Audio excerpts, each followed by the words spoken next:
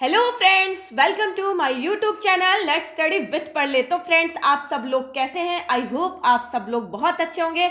और आज मैं जो टॉपिक लेकर आई हूं उसका नाम है न्यूक्लियस केंद्रक। फ्रेंड्स, वेरी इंपॉर्टेंट टॉपिक है, इसलिए इस क्लास को एंड तक देखना है ताकि इस टॉपिक से रिलेटेड कोई भी क्वेश्चंस आपका इस बार एग्जाम में ना छूटे। और फ्रेंड्स, अगर आप मेरे चैनल पे नए हैं तो प्लीज आप मेरे चैनल को सब्सक्राइब करना तो ना भूले। तो चलिए स्टार्ट करते हैं। तो देखिए फ्रेंड, हम स्टार्ट करते हैं और सबसे पहले हम ये देखेंगे कि कौन कौन से टॉपिक कवर करेंगे ताकि आपको भी तो पता चले ये क्लास कितनी इंपॉर्टेंट होने वाली है।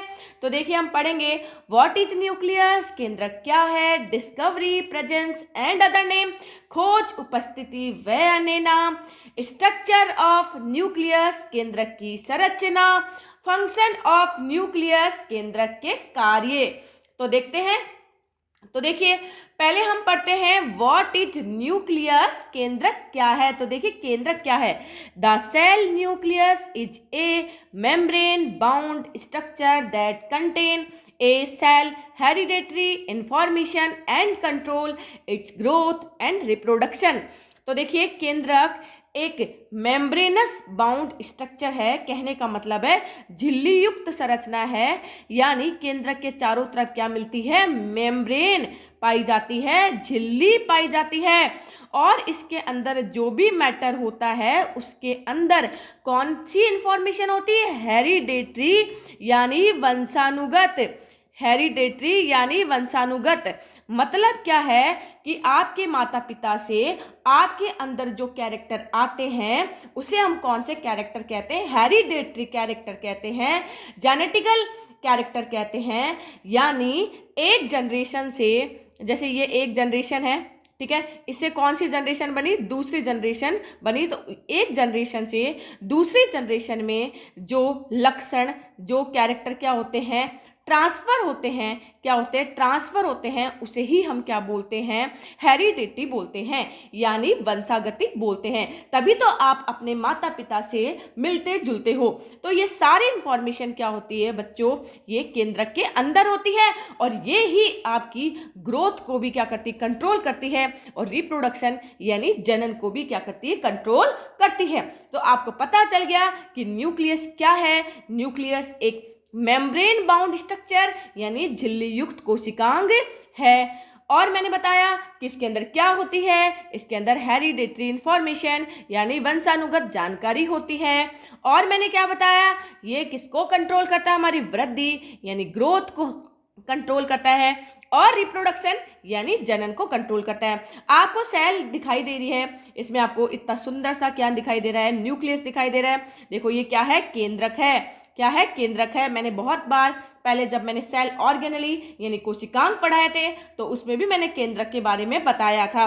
तो आई होप केंद्रक क्या है ये बात आपको समझ में आ गई होगी। आगे देखते हैं। देखिए, इसकी discovery, presence and other name, खोज, उपस्थिति व अन्य नाम। तो बता दूं फ्रेंड, इसकी जो डिस्कवरी की थी वो किसने की थी? रॉबर्ट ब्राउन ने।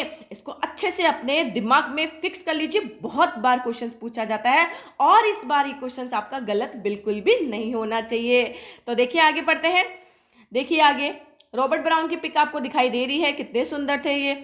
नेक्स्ट देखिए, किसमें प्रेजेंट मतलब इसकी प्रेजेंस और एब्सेंस देखिए। देखिए, किसमें होता है केंद्रक? आपको पता तो होना चाहिए ना, होता किसमें है केंद्रक? तो देखिए फ्रेंड, ये यूकैरियोटिक्स में होता है, ठीक है। प्रोकैरियोटिक, यूकैरियोटिक मैंने प्रीवियस जो क्लासेस है उसमें मैंने बता दी है, ठीक है। यूकैरियोटिक जिसमें क्या होता है? क्लियर न्यूक्लियस होता है। क्या होता है फ्रेंड? क्लियर न्यूक्लियस यानी सुस्पष्ट केंद्रक होता है। क्या होता है फ्रेंड? इसके अंदर सुस्पष्ट केंद्रक होता है। मतलब केंद्रक के चारों ओर मेम्ब्रेन होती है, यानी न्यूक्लियस के चारों तरफ क्या होती है? मेम्ब्रेन होती है, झिल्ली होती है, उसको हम यूकैरियोटिक्स बोलते हैं। और अगर चारों तरफ मेम्ब्रेन क्या हो? नहीं हो, तो उसे हम क्या बोलते हैं? प्रोकैरियोटिक्स बोलते हैं। तो ध्यान रखिए, यूकैरियोटिक में चाहे वो प्लांट सेल हो चाहे एनिमल सेल हो, इसके अंदर क्लियर न्यूक्लियस क्या होता है यानी सुस्पष्ट केंद्रक क्या होता है? उपस्थित होता है। नेक्स्ट देखिए प्रोकैरियोटिक। प्रोकैरियोटिक में मैंने अभी आपको बताया कि इसमें क्या नहीं होती, न्यूक्लियर मेम्ब्रेन यानी केंद्रक झिल्ली नहीं होती, यानी इसके अंदर जो जेनेटिक्स मटेरियल है बच्चों वो क्या होता है, नेक्ड होता है। जैसे मैंने एक प्रोकैरियोटिक बनाया है, बैक्टीरिया बनाया है, और ये देखिए जेनेटिक्स मटेरियल। तो क्या इसके चारों तरफ न्यूक्लियर मेम्ब्रेन है? नहीं। तो इसको अपन बोलते हैं अनक्लियर न्यूक्लियस, यानी ऐसा न्यूक्लियस जिसके चारों तरफ कोई भी मेम्ब्रेन नहीं हो उसे हम अनक्लियर न्यूक्लियस बोलते हैं, और ये प्रोकैरियोटिक्स में मिलता है। जैसे बैक्टीरिया, माइकोप्लाज्मा। माइकोप्लाज्मा दुनिया का स्मॉलेस्ट ऑर्गेनिज्म है, यानी दुनिया का सबसे छोटा जीव है। इसके अलावा देखिए किस किस में और एब्सेंट होता है। देखिए फ्रेंड, ये मैच्योर सीव ट्यूब्स में क्या होता है, एब्सेंट होता है। परिपक्व चालनी नलिकाएं। आप जब प्लांट फिजियोलॉजी और एनाटॉमी पढ़ेंगे तो आप वहाँ दो टर्म्स पढ़ेंगे, जाइलम एंड फ्लोएम। आपने पढ़ा भी होगा जाइलम एंड फ्लोएम। फ्रेंड, इसको हम बोलते हैं वेस्क्यूलर टिश्यू। क्या बोलते हैं? वेस्क्यूलर टिश्यू, यानी संवहन उत्तक कहते हैं। नाम से पता चल रहा है संवहन, यानी किसका काम करेंगे ये? ट्रांसपोर्टेशन का काम करते हैं। किसका काम करते हैं फ्रेंड? ट्रांसपोर्टेशन, यानी परिवहन का काम करते हैं। किसका काम करते हैं? परिवहन का काम करते हैं। तो देखिए जैसे कोई प्लांट्स है, ये क्या है? प्लांट्स है, और ये क्या है? इसकी लीफ है, और ये रूट्स है, तो ये वाटर है। तो वाटर जब नीचे से कहाँ जाता है? ऊपर की तरफ जाता है, तो उसको फ्रेंड क्या बोलते हैं हम? जाइलम। और लीफ में क्या बना? फूड बना। तो फूड लीफ से सारे पार्ट्स तक क्या होता है? पहुंचता है। तो किसके द्वारा पहुंचता है फ्रेंड? फ्लोएम से पहुंचता है। और फ्लोएम का ही एक पार्ट है सिव ट्यूब्स, यानी चालनी नलिका। Companion cell, sieve tubes, phloem parenchyma, phloem fibre, ये चार इसके कंपोनेंट्स होते हैं। जिसमें जो सिव ट्यूब्स होता है उसके अंदर न्यूक्लियस क्या होता है? एब्सेंट होता है। इस चीज का आपको ध्यान रखना है। वहीं देखिए मैमल्स की जो इरेथ्रोसाइट है, यानी आरबीसी, रेड ब्लड सेल, उसके अंदर न्यूक्लियस क्या होता है फ्रेंड? उसके अंदर न्यूक्लियस यानी केंद्रक नहीं होता, यानी एब्सेंट होता है। ध्यान रखिए, मैमल्स की आरबीसी, केवल मैमल्स यानी स्तनधारी, यानी जो बच्चे पैदा करते हैं, जो विविपेरस होते हैं, विविपेरस जो बच्चे पैदा करने वाले होते हैं, उनको हम क्या बोलते हैं? मैमेलियन बोलते हैं। और उनकी आरबीसी में न्यूक्लियस क्या होता है? एब्सेंट होता है। इस चीज का भी आपको क्या करना है? ध्यान रखना है फ्रेंड। इसके अलावा चाहे वो रेप्टाइल्स हो, यानी क्या हो? रेप्टाइल्स यानी क्या हो? रेंगने वाले हो, चाहे वो पिसीज हो, यानी क्या हो? फिश हो, बर्ड्स हो, ठीक है, एम्फीबियंस यानी मेंढक हो, इन सब में आरबीसी में क्या होता है फ्रेंड? न्यूक्लियस क्या होता है? प्रेजेंट होता है। बट मैमेलिया जैसे गाय, भैंस, कुत्ता, बिल्ली जो भी बच्चे देते हैं उन सब की आरबीसी में न्यूक्लियस क्या होता है फ्रेंड? एब्सेंट होता है। बट इसके भी दो एक्सेप्शनल केस है कि वो मैमल है लेकिन फिर भी उनकी आरबीसी में क्या है? न्यूक्लियस। तो याद रखिए, कैमल क्या है? कैमल एंड लांभा। क्या है फ्रेंड? कैमल एंड लांभा, ये दो एनिमल है जिसकी आरबीसी में क्या है फ्रेंड? न्यूक्लियस क्या होता है? प्रेजेंट होता है। क्या होता है फ्रेंड? न्यूक्लियस क्या होता है? प्रेजेंट होता है। तो इस चीज को भी आपको अच्छे से क्या रखना है? याद रखना है। तो आई होप ये बात आपको अच्छे से समझ में आ गई होगी और वेरी इंपॉर्टेंट है। इसके लिए ध्यान रखिए, एक चीज और बता देती हूँ, आपने सुना होगा पैरामीशियम। पैरामीशियम क्या है? यूनिसेलुलर है। इसमें कितने न्यूक्लियस होते हैं फ्रेंड? 2 न्यूक्लियस प्रेजेंट होते हैं। इस चीज का भी आपको ध्यान रखना है। बाकी कई सेल्स में बहुत सारे न्यूक्लियस प्रेजेंट होते हैं। जैसे आप लोग कई फंगल सेल पढ़ेंगे, ठीक है, बेसिडियोमाइसिटीज, एस्कोमाइसिटीज, जब आप फंगस पढ़ते हैं तो उनमें क्या होते हैं? न्यूक्लियस काफी सारे प्रेजेंट होते हैं। और हमारी अंदर जो मसल्स होती है, स्केलेटन मसल्स होती है, उसके अंदर भी न्यूक्लियस क्या होते हैं? प्रेजेंट होते हैं ज्यादा, ठीक है। आगे देखिए, नेक्स्ट पढ़ते हैं अपन। देखिए स्ट्रक्चर ऑफ न्यूक्लियस, आपको न्यूक्लियस में क्या क्या दिखाई देगा, ठीक है। देखिए द स्ट्रक्चर ऑफ न्यूक्लियस में हम देखें तो क्या क्या दिखता है? न्यूक्लियर मेम्ब्रेन यानी केंद्रक झिल्ली। देखिए चारों तरफ आपको मेम्ब्रेन दिखाई दे रही है, इसको हम क्या बोलते हैं? Nuclear membrane. क्या बोलते हैं बच्चों? न्यूक्लियर मेम्ब्रेन बोलते हैं। और न्यूक्लियोप्लाज, इसके अंदर देखिए जो अंदर जो इसके अंदर ये देखो फ्लूइड होता है, इसको अपन क्या बोलते हैं? न्यूक्लियोप्लाज बोलते हैं। क्रोमोजोम्स, ये धागे जैसी स्ट्रक्चर आपको दिखाई दे रही है, ये क्या है? क्रोमोजोम्स है। और न्यूक्लियोलस, इसके अंदर एक छोटी सी स्ट्रक्चर आपको देखो न्यूक्लियस के अंदर एक छोटी सी स्ट्रक्चर, ये क्या होती है फ्रेंड? न्यूक्लियोलस होती है। तो ये जब आप न्यूक्लियस को माइक्रोस्कोप में देखेंगे तो आपको मेम्ब्रेन दिखाई देगी, न्यूक्लियोप्लाज्म दिखाई देगा, क्रोमोजोम्स दिखाई देगा और न्यूक्लियोलस दिखाई देगा।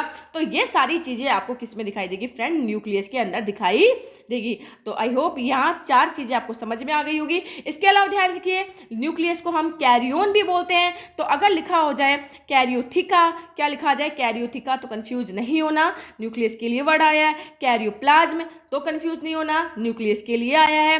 कि देखो कैरियोकाइनेसिस हम पढ़ेंगे, कैरियोकाइनेसिस और साइटोकाइनेसिस। तो कैरियोकाइनेसिस समझ जाना, न्यूक्लियस में डिवीजन है।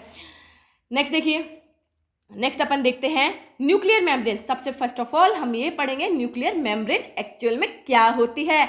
आपको अच्छे से पता है बच्चों, मेम्ब्रेन वो होती है जो चारों तरफ क्या होती है? कवरिंग होती है। चारों तरफ की जो कवरिंग होती है उसको मेम्ब्रेन बोलते हैं। मेम्ब्रेन के बारे में मैंने काफ़ी सारे मॉडल्स, इसके फैक्ट, इसके फंक्शन बहुत अच्छे समझाए हुए हैं, आप क्लास जाके देख सकते हैं। तो देखिए, न्यूक्लियस कवर्ड 2 मेम्ब्रेन। न्यूक्लियस के चारों तरफ कितनी होती फ्रेंड? 2 झिल्ली होती है। एक कौन सी होती? आउटर मेम्ब्रेन होती है। एक कौन सी होती? इनर मेम्ब्रेन होती है। अभी डायग्राम में आपको दिखाया था। तो inner nuclear membrane and outer nuclear membrane, यानी बाहरी झिल्ली और आंतरिक झिल्ली। तो कितनी मेम्ब्रेन हो गई बच्चों? 2 मेम्ब्रेन इसके अंदर होती है। याद कीजिए 2 मेम्ब्रेन वाली और मैंने क्या बताई थी? याद आया? माइटोकॉन्ड्रिया और क्लोरोप्लास्ट, वहां पर भी हमने 2 मेम्ब्रेन पढ़ी थी। बाकी हमने सब में क्या पढ़ी थी? 1 मेम्ब्रेन। और कुछ ऐसे भी पढ़े हैं जिसमें मेम्ब्रेन नहीं होती, जैसे राइबोसोम्स। देखिए नेक्स्ट, देखिए the space between the membrane is called the perinuclear space, यानी दोनों मेम्ब्रेन के बीच में, जैसे ये आउटर मेम्ब्रेन है, ये इनर मेम्ब्रेन है, इसके बीच में जो होता है उसको पेरीन्यूक्लियर स्पेस बोलते हैं बच्चों। क्या बोलते हैं? पेरीन्यूक्लियस बोलते हैं। यानी 2 झिल्लियों के मध्य जो रिक्त स्थान होता है इसको पेरीन्यूक्लियर स्पेस बोलते हैं। इसके अलावा देखिए फ्रेंड, इसमें कुछ पोर्स भी होते हैं। क्या होते हैं? पोर्स होते हैं। और यहाँ एक प्लग नुमा स्ट्रक्चर हो जाती है, लग जाती है, ठीक है। और वो इसको अंदर कोई भी जो सब्सटेंस है वो सिलेक्ट करती है कि किसको अंदर आने देना है, किसको नहीं आने देना, तो उसमें हेल्प करती है। न्यूक्लियर मेम्ब्रेन, आप जानते हो मेम्ब्रेन किसकी बनी होती है? लिपिड एंड प्रोटीन की बनी होती है। आगे देखते हैं। देखिए, the nuclear membrane serve to separate the chromosomes from the cell cytoplasm and other content. आपको पता है कोई भी चीज़ पढ़ी हो, देखो है ना, जैसे ये चीज़ खाली ऐसे पड़ी है, अगर इसकी मेम्ब्रेन नहीं होगी तो ये किसकी, जैसे मैंने ये बना दिया तो ये, और ये क्या है? एटमॉस्फेयर है, तो इजीली इसके कांटेक्ट में आ जाएगी और एटमॉस्फेयर में जितने भी हार्मफुल सब्सटेंस है उसको क्या कर देंगे? खत्म करने की कोशिश करेंगे। लेकिन इसके चारों तरफ जब मेम्ब्रेन हो जाती है तो ये इससे क्या हो जाएगी बच्चों? सेपरेट हो जाएगी। क्या हो जाएगी? इससे सेपरेट हो जाएगी। तो ध्यान रखिए, न्यूक्लियर मेम्ब्रेन होता है ना, वो क्या होता है? ये जैसे ये न्यूक्लियस है, मैं बता रही हूँ, एक मिनट देखिए, ये सेल है, ठीक है, ये न्यूक्लियस है। क्या है? ये न्यूक्लियस है और ये सेल है। और ये इसके अंदर क्या होता है बच्चों? साइटोप्लाज्म है। और ये क्या है बच्चों? न्यूक्लियर मेम्ब्रेन है। क्या है? Nuclear membrane. तो ध्यान रखिए, न्यूक्लियर मेम्ब्रेन सेल को साइटोप्लाज्म और अन्य सब्सटेंस से गुणसूत्रों को, यानी अंदर क्या होते हैं फ्रेंड? क्रोमोसोम्स। तो आपको इतना ध्यान रखना है कि ये जो न्यूक्लियर मेम्ब्रेन है, ये अंदर जो भी भरा हुआ है, चाहे वो क्रोमेटिन हो यानी क्रोमोसोम्स यानी गुणसूत्र हो, या कोई और सब्सटेंस हो, तो ये साइटोप्लाज्म से उसको सेपरेट करने का क्या करती है? काम करती है। इसके अलावा देखिए फ्रेंड, जो इसकी आउटर न्यूक्लियर मेम्ब्रेन है, यानी इसकी जो बाहरी झिल्ली है, वो किससे जुड़ी होती है? देखिए फ्रेंड, चारों तरफ आपको क्या दिखाई दे रहा है? Endoplasmic reticulum. और ये मैंने आपको बहुत अच्छे से समझाया हुआ है कि इसकी जो बाहरी झिल्ली है, याद कीजिए बाहरी झिल्ली हमने बनाई थी, तो मैंने आपको बताया था कि इससे कौन जुड़ा होता है? अंतःपर्दवी जालिका, यानी एंडोप्लाज्मिक रेटिकुलम इससे जुड़ी हुई होती है। ये चीज मैंने आपको बहुत अच्छे से समझाई है। आगे बात समझ में, आगे देखते हैं। देखिए फ्रेंड, न्यूक्लियोप्लाज्म यानी उसके अंदर, किसके अंदर? केंद्रक के अंदर, न्यूक्लियस के अंदर। देखे तो सही क्या होता है। तो देखिए इसके अंदर क्या होता है? ए transparent semi liquid granular homogeneous clean and colloidal substance is found within the nuclear membrane called the nucleus or nuclear sap, also known as karyolymph. Karyon terms मैंने आपको बताया था, न्यूक्लियस के लिए बोला जाता है। तो देखिए इसके अंदर जो सब्सटेंस भरा होता है वो क्या होता है फ्रेंड? ट्रांसपेरेंट यानी पारदर्शी, जिसके आर पार देखा जाता है। सेमी लिक्विड ग्रैन्युलर यानी आधा लिक्विड होता है और आधा सॉलिड होता है, ठीक है। तो इसको अपन बोलते हैं सेमी लिक्विड। और कैसा होता है? जैसे कोई पार्टिकल्स पड़े हुए, कण पड़े हुए। होमोजीनियस समांगी होता है, ठीक है, बिल्कुल अच्छे से क्लियर दिखाई देता है। कैसा होता है? क्लीन होता है। कोलाइडल सॉल्यूशन होता है, याद कीजिए टिंडल इफेक्ट आपने कोलाइडल सॉल्यूशन पढ़ा था, ठीक है। और चारों तरफ क्या होती है? इसकी न्यूक्लियर मेम्ब्रेन होती है। तो और इसके अंदर के सब्सटेंस को हम क्या बोलते हैं फ्रेंड? न्यूक्लियर सैप बोलते हैं, ठीक है। क्या बोलते हैं? न्यूक्लियर सैप बोलते हैं, या कैरियोलिम्प भी बोला जाता है। आ गई बात समझ में। इसके अलावा देखिए इसके अंदर क्या क्या और होता है, देखिए तो सही। इसके अलावा इसके अंदर क्या होता है फ्रेंड? इसके अंदर आरएनए होता है, डीएनए होता है। राइबोज न्यूक्लिक एसिड, आरएनए का पूरा नाम डीऑक्सी राइबोज न्यूक्लिक एसिड। देखिए फ्रेंड, न्यूक्लिक एसिड नाम से पता चला ऐसे एसिड जो न्यूक्लियस में मिलते हैं उसको न्यूक्लिक एसिड बोलते हैं, इसलिए ribose nucleic acid, deoxy ribose nucleic acid यानी आरएनए और डीएनए दोनों न्यूक्लिक एसिड है, दोनों न्यूक्लियस में मिलते हैं। प्रोटीन होते हैं, एंजाइम्स होते हैं, लिपिड्स होते हैं और मिनरल्स भी होते हैं। इसके अलावा देखो आपको थ्रेड लाइक स्ट्रक्चर यानी धागे जैसी संरचना भी आपको इसमें दिखाई दे रही होगी। इसको हम क्या बोलते हैं फ्रेंड? क्रोमेटिन बोलते हैं। और ये क्रोमेटिन आगे जाके फ्रेंड क्या बनाते हैं? क्रोमोजोम्स बनाते हैं। और आप जानते हैं क्रोमोजोम्स किससे बने होते हैं? डीएनए प्लस हिस्टोन प्रोटीन से बने होते हैं। किससे बने होते हैं friend? DNA plus histone protein से बने होते हैं। तो आपको पता है आपके अंदर 46 क्रोमोजोम्स होते हैं। 23 किससे आते हैं फ्रेंड? मेल से, और यानी अपने पापा से, और 23 किससे आते हैं? फीमेल से यानी आपकी मम्मी से। तो आपके अंदर टोटल किसके अंदर है? 46। तो वो क्रोमोजोम्स है क्या? गुणसूत्र क्या है? वो आपके केंद्रक में है। और आपको मैं बता दूं गुणसूत्र में क्या होता है? डीएनए, और डीएनए के जेनेटिक्स मटेरियल है, आनुवंशिक पदार्थ है। डीएनए का एक टुकड़ा क्या कहलाता है? जीन कहलाता है। जैसे ये डीएनए बनाया मैंने, इसका एक टुकड़ा क्या कहलाता है? जीन कहलाता है। और आपको मैं बता दूं मैंने क्या बताया, देखो आपके अंदर 46 क्रोमोजोम्स होते हैं, ये बात बताई।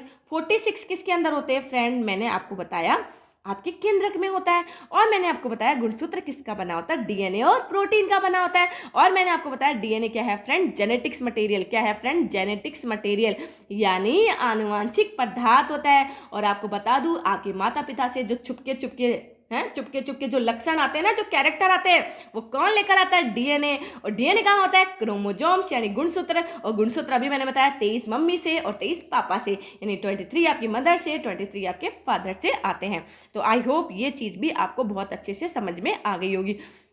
चलिए आगे पढ़ते हैं। देखिए ये मैंने आपको बता दिया कि क्या क्या होते हैं इसके अंदर।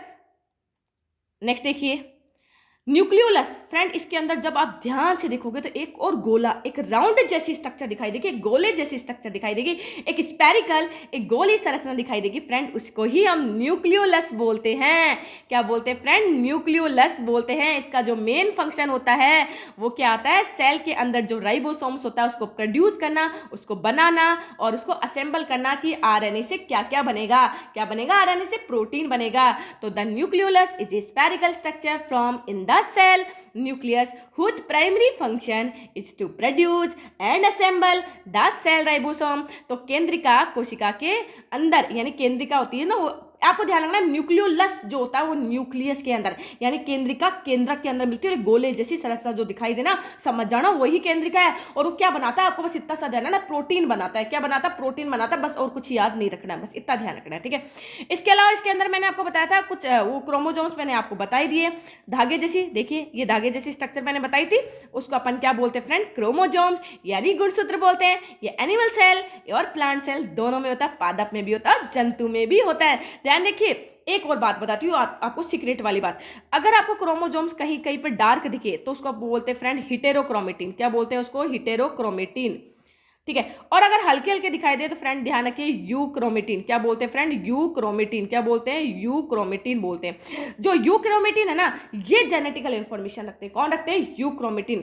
और ये थोड़े हल्के होते हैं यानी लाइट स्टैन होते हैं, मतलब इस पर कलर नहीं होता। और हिटेरोक्रोमेटिन में ज्यादा कलर होता है यानी डार्क स्टैन होते हैं। हम बायो में कलर के लिए स्टैन टर्म यूज करते हैं। स्टैन यानी स्टैनिंग कर लिया, आपने लैब में बहुत बार स्टैन करते हो आप, ठीक है। अब आगे देखिए ईच क्रोमोजोम्स, ये मैंने आपको बताया था, is made of protein and single molecule of deoxy ribose nucleic acid. अभी मैंने बताया गुणसूत्र किसका बना होता है? प्रोटीन। प्रोटीन का नाम भी मैं बता देती हूँ, आप भी क्या याद रखोगे? Histone protein. क्या? हिस्टोन प्रोटीन का बना होता है और डीएनए का बना होता है। तो अच्छे से दिमाग में सब फिक्स हो गई, ये चीज़ भूलना नहीं है। और इस बार कोई जरूरत नहीं है गलत करके आने की। अच्छे से वीडियो 5 बार देख लेना ताकि गलत ना हो। गलत होने से अच्छा है हम अच्छे से 5 बार प्रैक्टिस कर ले। प्रैक्टिस करने से आपकी नॉलेज क्या होती है? स्टेबल होती है। चलिए आगे देखते हैं फंक्शन ऑफ न्यूक्लियस यानी केंद्रक के कार्य। तो देखिए क्या क्या काम करता है। देखिए फ्रेंड एक चीज और बता देती हूँ, आपको बताती हूँ। जैसे आपकी पूरी बॉडी में आपका ब्रेन, आपका मस्तिष्क पूरे यानी जैसे ये आपकी पूरा, ये देखो ये है, ये कोई भी है, ठीक है, इसका कोई भी नाम आप बोल सकते हो। ठीक है। तो ये क्या है आपका ब्रेन, क्या है ब्रेन, ये आपके लंग्स के फंक्शन को, आपकी किडनी के, लंग्स के, किडनी के, हार्ट के और एलिमेंट्री कैनाल के सारे फंक्शन को क्या करता है, कंट्रोल करता है। तो जो सारे फंक्शन को कंट्रोल करता है फ्रेंड, उसको हम ब्रेन बोलते हैं। तो न्यूक्लियस भी सेल के अंदर देखो मोटा मोटा सा पड़ा हुआ है, और ये सब जितने भी चारों तरफ जो ऑर्गेनल, ये सब फंक्शन को कौन करता है, कंट्रोल करता है। तो अगर मैं बोलूं कि न्यूक्लियस भी क्या है, सेल का ब्रेन है, तो क्या बताओ बच्चों, ये गलत होगा? नहीं होगा, आप इसको ब्रेन ऑफ सेल भी बोल सकते हैं। तो control of the genetical information of the cell and thus the heredity characteristics of an organism. Friend, ये कोशिका के अंदर जितनी भी जेनेटिकल इंफॉर्मेशन है, याद कीजिए बताया था मैंने, डीएनए उनको क्या करता है, कंट्रोल करता है, और हेरिडिटी लक्षण के लिए भी उत्तरदायी है। यानी आपके माता पिता से आपके अंदर जो भी लक्षण है, आप जो भी मिलते जुलते लक्षण है, वो किसकी वजह से है फ्रेंड, डीएनए में, डीएनए की वजह से। और डीएनए कहा था, डीएनए में भी किसकी वजह से, जीन की वजह से। जीन किस में होता है, डीएनए, और डीएनए किस में होता है फ्रेंड, याद कीजिए गुणसूत्र में होता है, यानी क्रोमोजोम्स में होता है। और 23 माँ से, 23 पापा से क्रोमोजोम्स आए थे, अच्छे से याद है। नेक्स्ट देखिए फ्रेंड, इसके अलावा इसके अंदर कंट्रोल ऑफ प्रोटीन और एंजाइम सिंथेसिस, यानी प्रोटीन भी बनाता है क्योंकि इसके अंदर आरएनए था, और एंजाइम भी बनाता है। आगे बात समझ में, एंजाइम एक बायोकैटेलिस्ट होते हैं, यानी जीव उत्प्रेरक होते हैं, और आपकी जो भी जैव रासायनिक अभिक्रिया हैं उनको क्या करते हैं, कैटेलिस्ट करते हैं, यानी उनको इनकी जो रेट ऑफ रिएक्शन है, यानी कोई भी अभिक्रिया उसकी जो दर है उसको क्या करते हैं, वो चेंज कर देते हैं। आप तो इतना ध्यान रखिए, आपके अंदर जो एंजाइम है वो बड़े पदार्थों को छोटे पदार्थों में तोड़ने में सहायता करते हैं। Ptyalin enzyme, lipase enzyme, trypsin enzyme, याद होगा। कंट्रोल ऑफ सेल डिवीजन, यानी सेल डिवीजन को कंट्रोल करते हैं, यानी एक सेल से कितनी बनेगी फ्रेंड, 2 सेल। तो इसका कंट्रोल भी कौन करता है फ्रेंड, न्यूक्लियस। कैसे करता है, मैं सेल डिवीजन में पढ़ाऊंगी। सेल ग्रोथ, यानी एक सेल क्या होगी, छोटी सेल है, ये क्या बन जाए, बड़ी सेल, तो उसको भी कंट्रोल कौन करता है फ्रेंड, ये न्यूक्लियस। इसके अलावा उसमें किसका स्टोर होता है, डीएनए, आरएनए और राइबोसोम, मैंने बता दिया था। Regulation of the transcription of the messenger RNA to the protein. अब देखो ये एक नई टर्म्स आती है, जब फ्रेंड आप जेनेटिक्स पढ़ेंगे तो ध्यान रखिए, डीएनए से क्या बनता है फ्रेंड, आरएनए बनता है, और आरएनए से क्या बनता है, प्रोटीन। आपको ये चीज ध्यान रखनी है, ठीक है। इसकी बहुत लंबी प्रोसेस हम पढ़ेंगे। डीएनए से आरएनए जो बनता है, इसको फ्रेंड हम क्या बोलते हैं, ट्रांसक्रिप्शन। क्या बोलते हैं फ्रेंड, ट्रांसक्रिप्शन। और आरएनए से जो प्रोटीन बनता है उसको हम क्या बोलते हैं, ट्रांसलेशन। क्या बोलते हैं फ्रेंड, ट्रांसलेशन, ठीक है। तो ये अनुवादन की क्रिया, इसको ध्यान से रखिए, इसको यहाँ लिख लीजिए ट्रांसलेशन, ठीक है, और इसको ट्रांसक्रिप्शन को बोलते हैं अनुलेखन। तो ये आरएनए से प्रोटीन जो बनाता है उसको कंट्रोल करता है। अब ये मैसेंजर आरएनए क्या होते हैं फ्रेंड, आरएनए 3 प्रकार के होते हैं, मैसेंजर है, ट्रांसफर आरएनए और राइबोसोमल आरएनए। तो मैसेंजर आरएनए से क्या बनेगा, प्रोटीन बनेगा। वैसे दोनों आरएनए भी क्या करते हैं, हेल्प करते हैं। तो आपको इतना ध्यान रखना है कि आरएनए से जो प्रोटीन बनता है उसको कंट्रोल कौन करता है, न्यूक्लियस। डीएनए आरएनए राइबोसोम्स होते हैं, सेल डिवीजन को कंट्रोल करता है, प्रोटीन एंजाइम को सिंथेसिस करता है, सारी जेनेटिकल इंफॉर्मेशन को कंट्रोल करता है, सारे फंक्शन को कंट्रोल करता है, इसलिए इसको क्या बोलते हैं, ब्रेन ऑफ सेल भी बोलते हैं। तो आई होप आपको बहुत अच्छे से चीजें समझ में आ गई होगी। मैंने एक एक चीज को बहुत क्रिस्टल क्लियर किया है। फिर भी आपको कोई डाउट है तो आप कमेंट कर सकते हैं, और मेरी क्लास पसंद आई तो शेयर करना ना भूलें, और लाइक करना तो भूलना ही नहीं है। और प्लीज मेरे चैनल को सब्सक्राइब कर लीजिए, और ज्यादा से ज्यादा फ्रेंड को शेयर कीजिए। Thank you friend, thank you so much.